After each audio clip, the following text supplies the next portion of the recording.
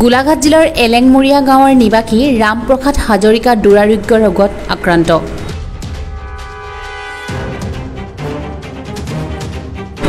জটিল ৰোগত আক্ৰান্ত গোলাঘাট জিলাৰ এলেংমুৰীয়া গাঁৱৰ নিবাসী ৰামপ্ৰসাদ হাজৰিকাক প্ৰয়োজন আপোনাৰ সহায়ৰ।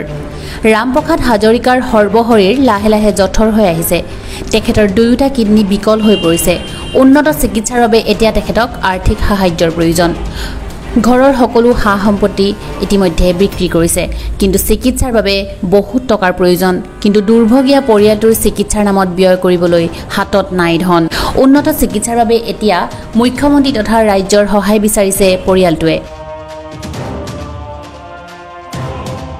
এখেত ৰামপ্ৰসাদ হাজৰিকা, এখেতৰ ঘৰ গোলাঘাট জিলাৰ এলেংমুৰীয়া গাঁৱত।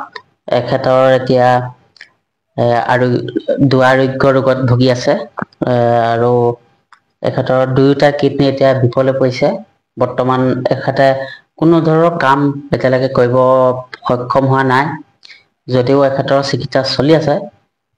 এখেতৰ চিকিৎসাৰ কাৰণে উন্নত চিকিৎসাৰ কাৰণে এখেতক আৰ্থিক সাহায্যৰ প্ৰয়োজন।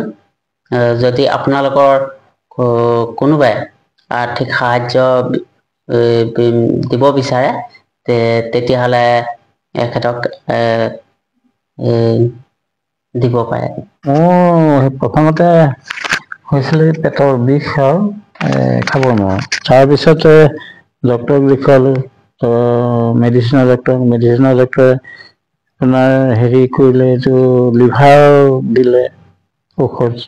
15-16-17 দিনমান খালোঁ, খাই বেছি হৈ গ'ল। পিছে গুৱাহাটী মই দেখুৱালোঁ।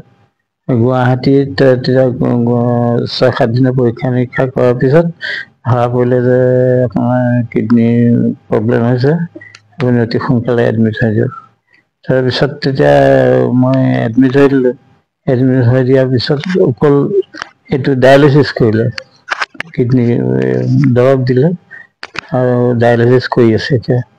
এতিয়াতো 6টামান কৰা হ'ল, কিন্তু মই ভাবিছোঁ যে ডায়েলিচিছ কৰি কিমান দিন এনেকৈ সদায় আৰু অলপ কষ্ট কৰোঁ, খৰচীও। গতিকে মই ভাবিছোঁ যে আৰু কেইটামান পইচা যদি আপোনালোকে সহায় সহযোগ কৰে, তেতিয়াহ'লে মই অকণমান বাহিৰত দেখুৱাই উন্নত চিকিৎসা বাহিৰত এতিয়া এপ'লো আৰু হেৰিয়াত আছে বুলি কোৱাত গম পাইছোঁ। মই উন্নত চিকিৎসা তালৈ যাম বুলি ভাবিছোঁ। গতিকে আপোনালোকে অলপ সহায় সহযোগ কৰিলে স্বাস্থ্যটো উন্নতি কৰিব পাৰিম।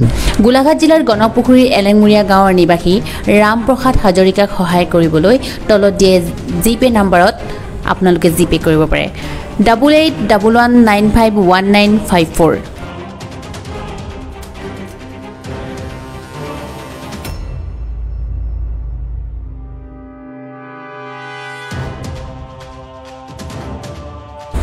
গোলাঘাট গণকপুখুৰীৰ পৰা ৰাজীৱ শইকীয়াৰ report, the north east times.